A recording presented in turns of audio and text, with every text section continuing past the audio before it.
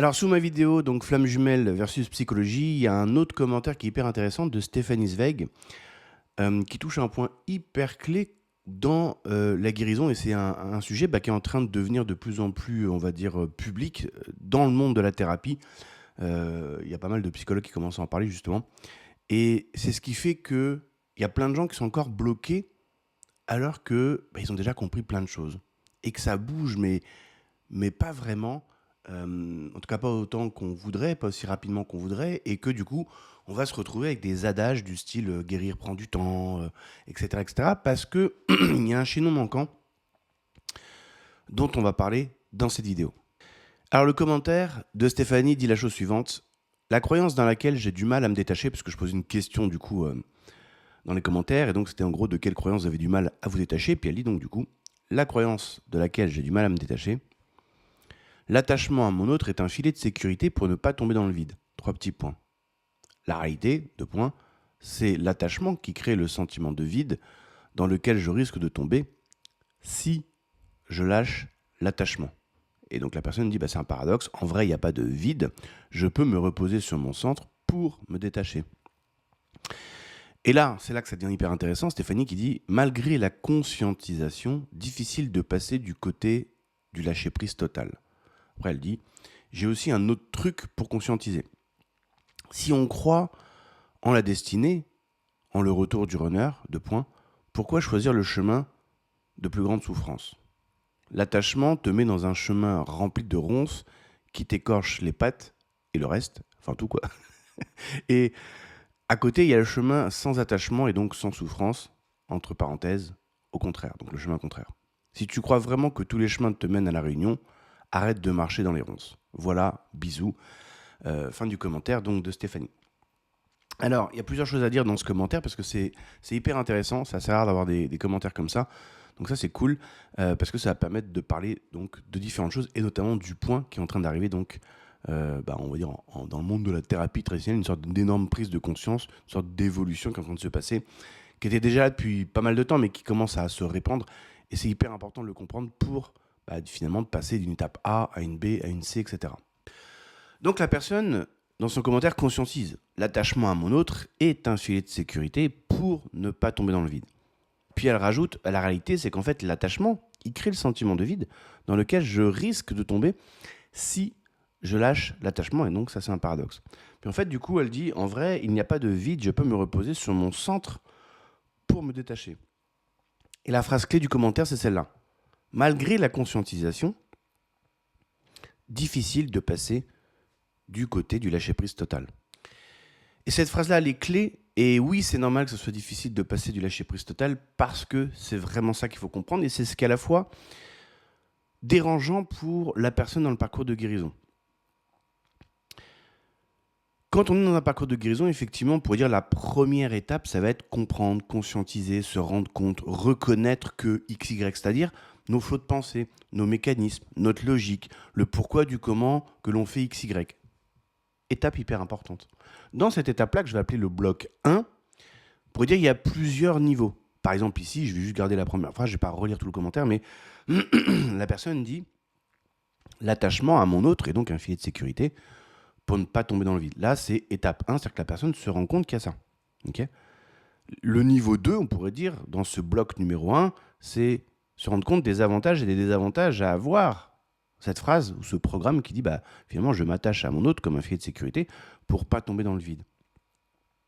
Puis il y a encore un niveau 3. Mais on est toujours dans le bloc 1, c'est-à-dire conscientiser, comprendre, reconnaître, se rendre compte que, bref, l'éveil de conscience, l'éveil spirituel, c'est-à-dire qu'est-ce qui se passe à l'intérieur. Bloc 1, c'est ça, avec plusieurs niveaux. Juste compter sur ça pour guérir, ça prend du temps. Et c'est ça la révolution qui est en train d'arriver dans le monde de la thérapie en général et dans différents pays, c'est qu'on se rend compte que, grosso modo, on a toujours compté sur ça à fond, sur comprendre, conscientiser tout, mais en fait, ça peut aider pour plein de trucs, mais quand tu as des problèmes un peu justement d'attachement, etc., comme ça, des trucs un peu lourds, eh bien en fait, on va arriver très vite à court de l'aide que ça peut apporter. Et c'est comme ça qu'on va commencer à tourner en rond pendant en fait, des années, parce qu'on va du coup faire ce qu'on connaît, c'est de comprendre ceci, cela et tout.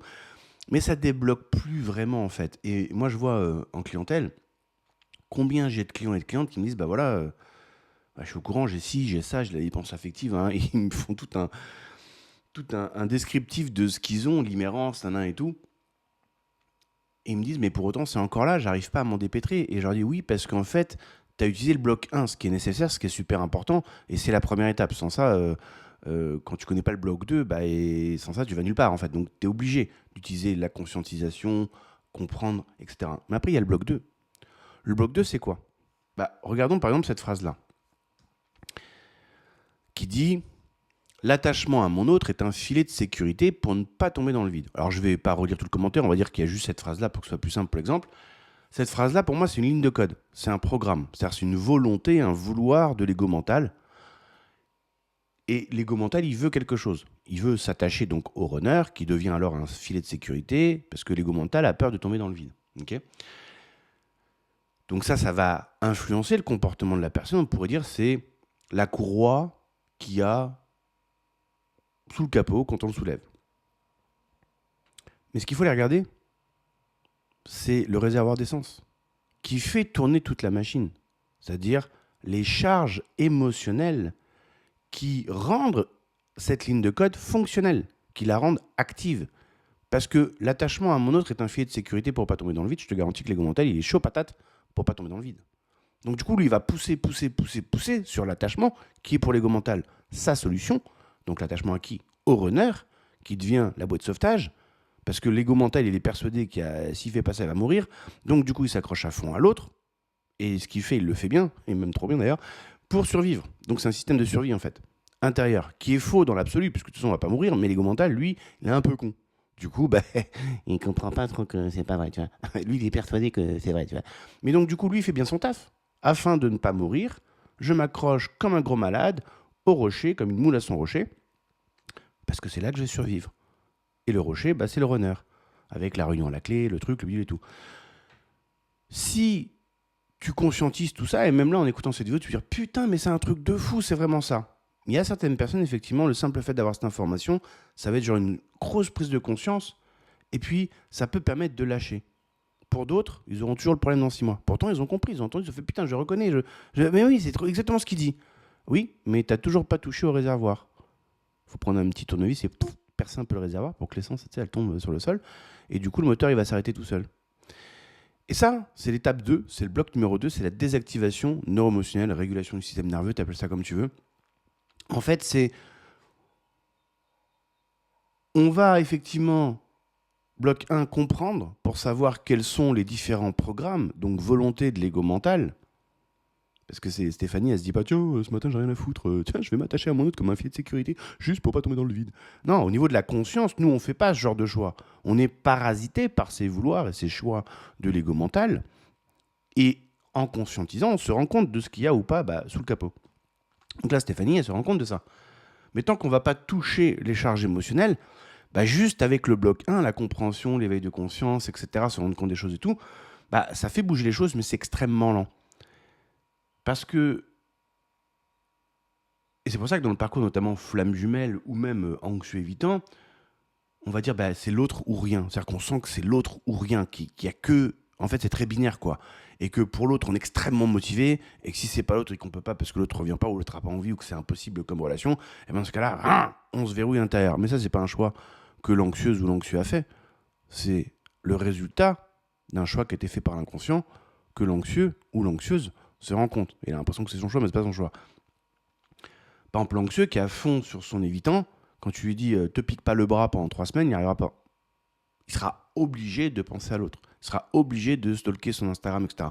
Obligé dans une certaine mesure. Parce que c'est des vouloirs de l'inconscient. Et même si la personne dit je ne devrais pas faire ça, il faut que j'arrête de faire ça, je suis vraiment honteux ou honteuse de faire ça, je fais vraiment pitié, je ne suis pas fier de moi, elle le fait quand même. Et c'est là que ça devient intéressant parce que moi, tous ces clients-là qui sont dans cette étape-là, je les ai, je leur dis ok, on va aller conscientiser bloc 1 pour aller faire ressortir un maximum de lignes de code et donc de programmes, mais parce qu'on veut tout de suite passer au bloc 2. Et donc je leur enseigne comment faire le bloc 2 pour que justement ils puissent s'autonomiser là-dessus. Et comme par hasard, on se rend compte que des parcours flammes jumelles où les gens ils sont dedans depuis 5 ans, 7 ans, 8 ans, ou anxieux avec leur évitant, enfin peu importe après comment tu appelles ça, en 1 mois et demi, 2 mois, 3 mois, c'est plié. Et souvent, ils me disent ça, ils me disent, mais comment ça se fait que ça puisse être si rapide? Je dis, bah, parce qu'en fait, c'est juste que si tu joues au golf avec une cuillère, à part un limbago, tu vas pas avoir grand-chose. Tu vas galérer pour avoir un bon swing, il te faut un club de golf. C'est l'outil approprié pour le sport en question. Tu joues pas avec un club de golf au basketball, ça n'a pas de sens. Au tennis, tu joues avec une raquette de tennis, pas avec une raquette de ping-pong, ça marchera pas. Bah là, le problème de la thérapie, c'est quand on... Alors évidemment, on découvre aussi, parce qu'on n'a pas tout découvert, mais on se rend compte de comment ça fonctionne intérieurement, et on se rend compte que juste le cognitif, le comprendre, c'est bien, c'est hyper important. Mais c'est loin d'être suffisant. C'est très très loin d'être suffisant. C'est le début en fait, t'as ouvert la porte. Après, il faut faire le chemin. Faire le chemin, tu peux que l'emprunter. Et c'est ce que je disais au début de la vidéo, c'est ça qui fait chier un peu tout le monde, c'est-à-dire que voici ce qui se passe. Il y a une troisième étape. Mais je sais, je suis désolé, ça casse tes couilles. Mais c'est comme ça. Étape 1, donc c'est bloc 1. Prise de conscience, se rendre compte ce qu'il y a sous le capot, comment ça fonctionne. Déjà dans ce bloc 1, il y a plusieurs étapes. Plusieurs niveaux de profondeur. Bloc 2, ça va être désactivation neuro-émotionnelle. Et après, il y a le bloc 3. La reprogrammation neuro-émotionnelle. Alors, je te la fais en mode hyper simple, flamme jumelle ou profil anxieux évitant. T'es Sarah et tu utilises le bloc 1, tu comprends plein de choses qu'il y a sous ton capot, etc. Notamment la phrase qu'on a vue là dans le commentaire. Tu passes au bloc 2 pour aller décharger, désactiver, dissoudre les charges émotionnelles qui donnent vie à toutes ces lignes de code, ces programmations. Du coup, ce faisant, alors ça va te prendre quelques semaines, tu penses de moins en moins à l'autre. C'est de moins en moins présent en toi. C'est aussi de moins en moins fort quand c'est là. Puis tu te rends compte que des fois, pendant un jour ou deux, tu n'y penses pas du tout. Et puis les phénomènes énergétiques, si jamais tu en avais, pareil, ça commence à s'amenuire, les heures miroirs aussi, et ainsi de suite. Et puis tu continues le travail du bloc 2 jusqu'à ce que tu arrives au point où tu te rends compte que naturellement en toi, dans tes journées, l'autre, tu n'y penses plus en fait. Tout comme tu ne penses pas tous les jours à la première personne que tu as embrassée quand tu étais ado. Du coup, c'est devenu une histoire du passé. Et donc, quand on arrive là, tu peux croire que tu as guéri, puisque du coup, tu ne penses plus du tout à l'autre. Et c'est vrai, tu as guéri, on va dire presque totalement, ton système d'attachement sur le dossier, on va dire Pyro, donc le runner évitant, bref, l'histoire en question. Mais peut-être pas tout le système d'attachement, ou tout le dossier système d'attachement. Pour ça, il y a l'étape 3, donc la reprogrammation neuro-émotionnelle. Et en fait, ça paraît un mot comme ça, un petit peu waouh, tu vois, reprogrammation neuro-émotionnelle, mais en fait, tout ce que tu as appris dans la vie, c'est de la programmation. C'est-à-dire quand tu as appris l'anglais, quand tu as appris l'espagnol, quand tu as appris les maths, l'histoire, etc., tout ça, ou un sport, tu ne fais qu'apprendre des nouveaux mouvements, des nouveaux gestes, etc. Tu apprends un nouveau langage, que ce soit du sport ou pas, bref, tu entraînes ton cerveau avec la répétition à créer des connexions neuronales qui font que du coup, ce qui était dur au départ devient un automatisme derrière. Tu vois, tu peux être au téléphone, tu vois, avec le téléphone sur ton épaule pendant que tu refais tes lacets. Tu as juste lancé la commande, faire son lacet et continuer à répondre au téléphone. Et puis, ton corps, il bouge, il fait ce qu'il a à faire. Et puis, tu vois, tu fais aucun effort, quoi. C'est juste une formalité, quoi. Et donc, du coup, pour Sarah, quand elle a fait l'étape 1 et 2 et qu'elle ne pense plus du tout à Pyro, elle peut dire, ça y est, je suis tiré d'affaire. Et c'est partiellement vrai, peut-être à 70%. L'étape 3, ça va être la confrontation avec la réalité, c'est-à-dire qu'est-ce qui se passe quand je repars, par exemple, dans le dating, ou quand, voilà, au cours de ma vie, je rencontre d'autres hommes, etc. J'en suis où?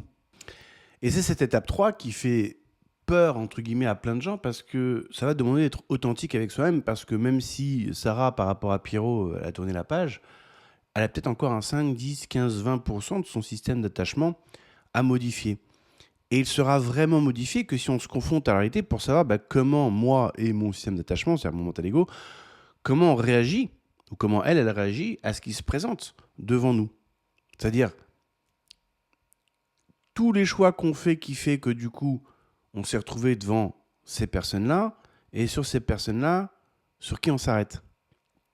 On aime bien parler d'attraction, mais l'attraction c'est mignon, c'est très passif. C'est j'ai attiré quelque chose à moi. Non. Sur quoi tu t'es arrêté?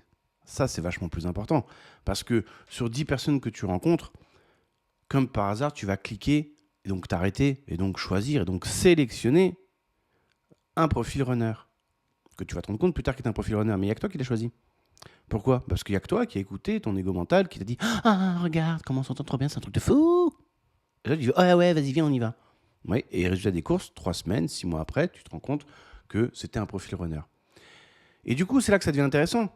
Parce que imaginons que ce soit le cas pour Sarah. Du coup, elle se rend compte qu'au bout de 6 mois, bah, elle a rencontré 4-5 profils runners, et puis que le sixième, du coup, enfin, surtout ceux qu'elle a rencontrés, il y avait 4-5 profils runners, et puis que le sixième, elle a bien cliqué dessus, elle s'est lancée, et puis du coup, bah, 6 mois plus tard, crotte, c'était encore une même histoire un peu pourrie.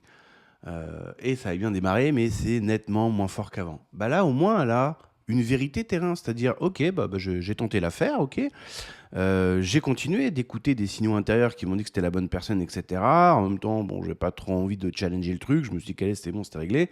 J'y suis allé, je me rends compte que les faits, rien que les faits, uniquement que les faits, me montrent que c'était encore un même profil qu'avant. Mais ce que je constate aussi, c'est que j'ai pas non plus à fond dedans comme avant. C'est-à-dire, je me suis pas illusionné de fou. Et en même temps, quand j'ai vu que ça fonctionnait pas, que c'est dysfonctionnel, j'ai pu rapidement m'extirper de cette relation.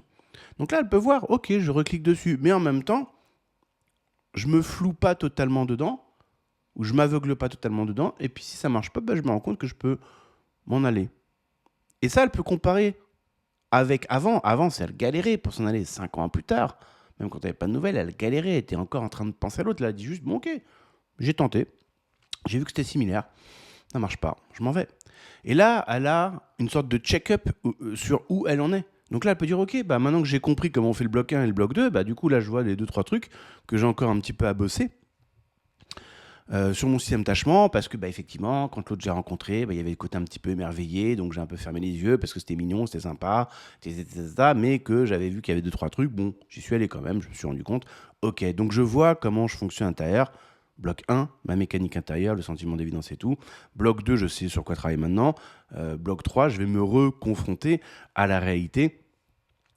Et puis, je vais pouvoir ajuster ça. Et comment on ajuste ça? Entre autres, voici une autre étape dans le bloc 3. Comme Sarah repart dans le dating et qu'elle a fait suffisamment le bloc 1, donc elle a suffisamment de connaissances sur elle, qu'elle a fait le bloc 2, donc elle a déchargé un certain nombre de charges émotionnelles sur tout un tas de programmes du bloc 1, mais peut-être pas totalement, en se confrontant avec le dating, elle va rencontrer différents profils, donc on va dire qu'elle continue de rencontrer tout un tas de profils, des A, des B, des C, des E, des F, etc. Et puis il y a le profil R, tu sais, runner, ou évitant, quoi. Et, et là, elle sait maintenant les réponses qui vont se passer en elle, qui font que du coup elle est intéressée par ce profil, etc. Et elle va pouvoir réutiliser la désactivation de neuroémotionnelle. Mais surtout, elle va pouvoir faire ça. Elle va pouvoir, puisqu'elle a suffisamment fait l'étape 1, bloc 1 et bloc 2, elle est suffisamment en capacité de dire non. Quand je vais au supermarché, je n'achète pas de bananes, j'achète des pommes. Et à chaque fois qu'elle va tomber sur une banane, par exemple un profil évitant, un profil runner, ou profil instable, ou profil incohérent, peu importe le profil psychologique derrière, elle va dire non. Et son cerveau, son mental ego, son système nerveux, bref, est en train d'apprendre, hyper important, un nouveau langage. On est en train de rééduquer, reprogrammer le mental ego, en train de lui dire non, ça c'est fini, ça on prend plus les bananes. Mais ça, on peut vraiment y arriver que si on a fait le bloc 1 et surtout le bloc 2. Pourquoi? Parce que imaginons que Sarah, dans un monde parallèle, elle ait vraiment fait le bloc 1, c'est-à-dire que elle a pris conscience de plein de choses sur sa mécanique intérieure, mais elle n'a pas fait le bloc 2, c'est-à-dire qu'elle est bourrée de charges émotionnelles.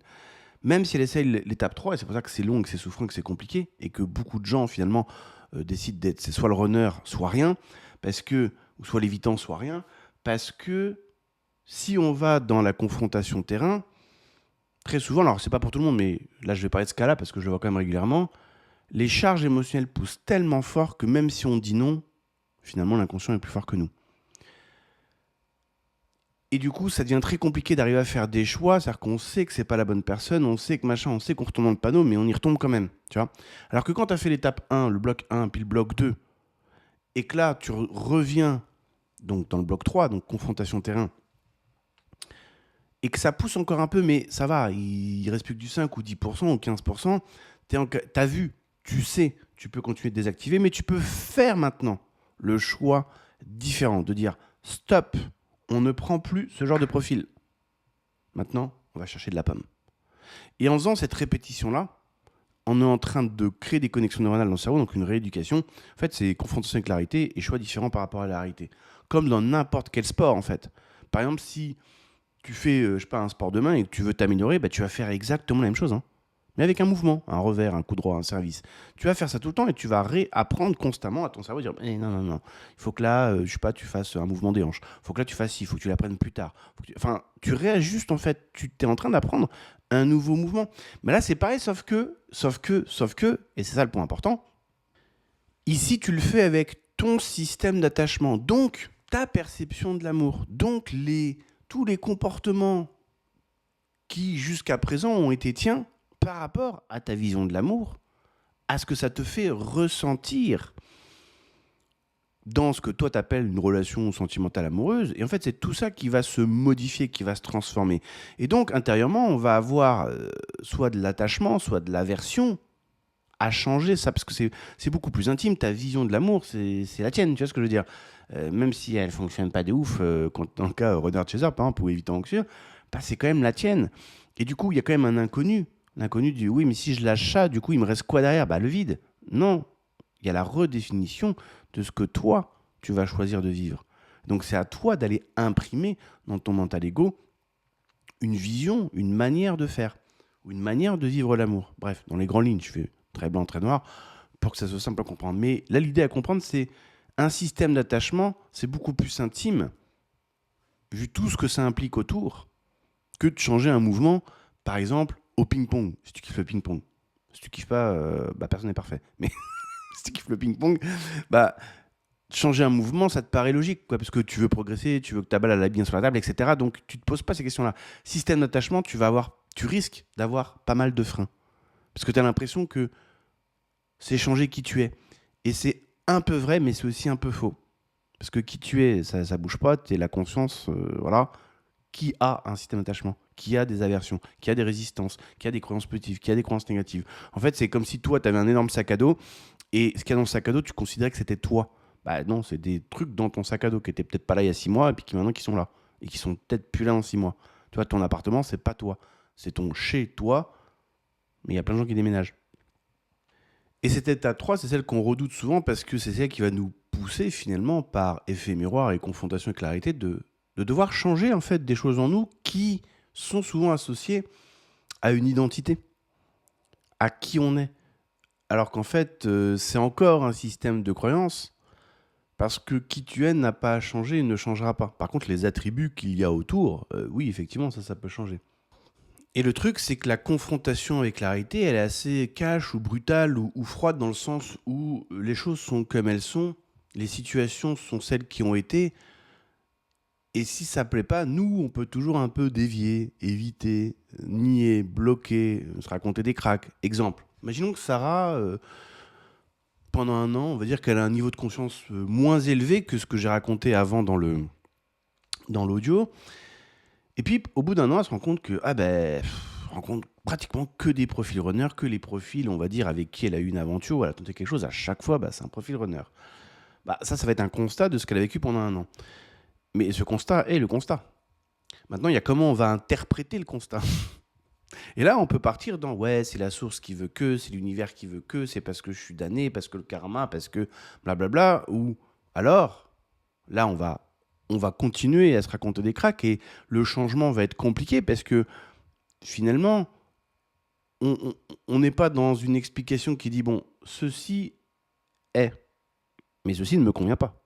Du coup, comment il faut que je change les choses pour que ce résultat change? On n'est pas là-dedans, on est dans, bah, c'est comme ça, parce que c'est comme ça, et parce que c'est le karma qui a dit que. En fait, on se condamne soi-même là-dedans. Alors que si, on va dire Sarah numéro 2, avec un niveau de conscience un peu plus élevé, puisqu'elle a fait le bloc 1 et donc le bloc 2, mais elle se rend compte que dans le bloc 3, confrontation et clarité, ben oui, c'est encore ce qu'elle veut pas. Là, elle va se dire, attends, sur un an, mon système nerveux, parmi toutes les personnes que j'ai rencontrées, ou mon mental ego, mon cerveau, bref, peu importe, mon inconscient, lui, à chaque fois, sur ses profils runners, j'ai remarqué, constat, qu'il y a un clic, il y a un truc, tu vois, je m'entends tout de suite bien avec la personne. Du coup, moi, je donne un feu vert à mon inconscient. Je vais dans la même direction que ce qu'il me propose. Du coup, il n'y a pas de hasard. C'est moi qui fais un choix. C'est moi qui dis oui à la sélection, présélectionnée ou préfaite par mon mental ego, en arrière-plan. Du coup, le mystère est résolu. Je sais alors que quand je vais repartir dans le dating, dès que j'ai une sorte de clic, on va garder le sentiment d'évidence, parce que c'est simple, je sais que c'est pas un feu vert, ça pue la merde.